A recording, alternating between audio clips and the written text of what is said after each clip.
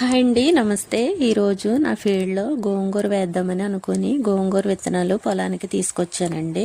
అయితే నేల మీద పంజా తీసుకొని అంతా సమానంగా ఇలా పంజాతోని కదిలించానమాట. నేలంతా చదును చేశాను.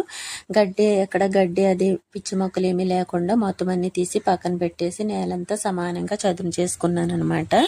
తర్వాత 1/2 కేజీ గోంగూర తీసుకున్నాను. ఈ విత్తనాలన్నీ ఈ నేల మీద పలచగా చల్లానండి. పలుచగా చల్లేసి సమానంగా ఉన్న చోటనే ఈ గడ్డి తెచ్చాను. వరిగడ్డి తెచ్చి మొత్తం నేలంతా పరిచేసాను అనమాట.